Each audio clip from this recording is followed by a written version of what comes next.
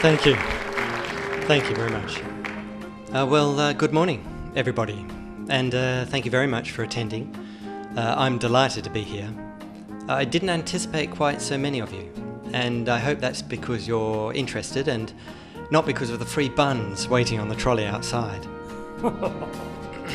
I'd like to share something with you this morning, and I'm not referring to hepatitis. No, I'm referring to the Velvet Paw of Asquith novels, which is a series of fiction books associated with a brand new genre of fiction.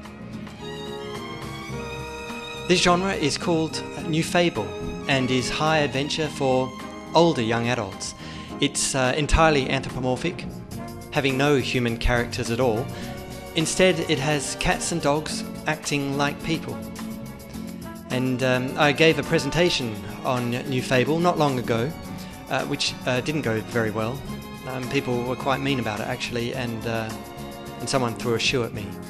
But the point is that New Fable's flavour of anthropomorphism, it gives rise to bizarre behaviours, absurd situations, and innovative storytelling.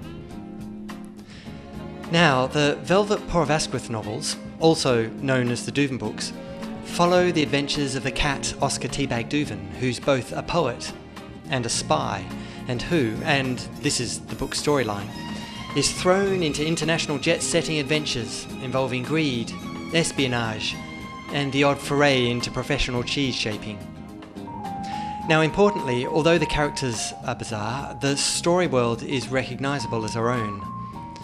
But with eccentric behaviours as the norm, rather than the exception, convention is not only turned upside down, but some of its loose bits fall off.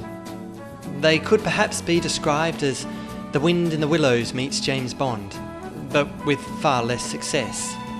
None, in fact. But the bottom line is, and this is what I was trying to get across before a shoe was thrown at me, that there have been no books written about poetically inclined cats being forced to save the world, and there's a very good reason for this. It's a stupid premise. But here's the thing, New Fable renders the stupid credible, and the absurd becomes really quite wonderful. I was recently accosted in a laundromat by my mother, who'd read a chapter and told me that no one would want to read about animals, and no one would be able to get through my turgid, convoluted sentences, which is unfortunate considering it's only the convoluted sentences that hold the book's plots together. But the point is that the books wouldn't work if the characters were human, much like my mother, in fact. There is a gratuitousness to the Duvin books that is only possible in a world unrestrained by conventional society. For example, food fights erupt in expensive restaurants. There are bakers who make buns with petrol, and clinically blind bus drivers who don't. Cathedrals are built entirely upside down, and palaces have rooms so large that there are indoor horizons. Governments are overthrown by fiddling with stationery, and luxurious department stores are ruined by animals obsessed with cushions, full-length dress mirrors, and masses of sticky tape. Concierges cake walls with aerosol manure. Dead animals get carted around the place by disintegrating taxis, and cities are either so exclusive they don't even know about themselves, or so dreadful that tourists get cameras shoved up their bottoms. This sort of ludicrousness, ladies and gentlemen, is only possible with New Fable. And these are the Velvet Paw of Asquith novels. Frankly, Fluffy just got dangerous. But more than this, the Duvin books are exemplified by what I term polyauthorism, where authors broaden their creativity beyond the written word to give their readers greater means of immersion into their story world through music, through artwork and video. The internet is the new laboratory, ladies and gentlemen, and authors need to be the new experimenters. Which brings us to Duvin Muzak, a sort of vintage retro electro music written specifically to describe the book's characters, places and scenes, and more recently an evolution of Duvin Muzak called Fable Pop, which takes narrative passages from the books which are spoken over the music in a really dreadful sort of talentless hip-hop that doesn't even rhyme.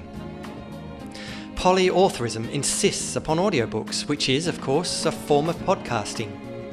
In the case of the Velvet Paw of Asquith novels, there is also music from the hotels featured in the books and the audiobooks.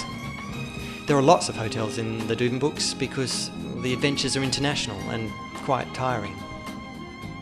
Paintings in a style described as extractionism are also available. They're vibrant and colourful in the same way the books are, and again aim to complement the stylistic characteristics of New Fable, in this case visually. So, ladies and gentlemen, there you have it. The Velvet Paw of Asquith novels are here. They're new and innovative. They're unpredictable and vibrant. But most importantly, they're looking for an audience.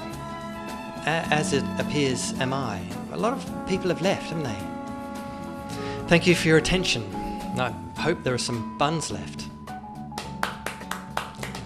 you want me to go? I can go. Do you want me to stay? I can answer them. Well, there's only one person. Well, he's gone now. Are there any buns left?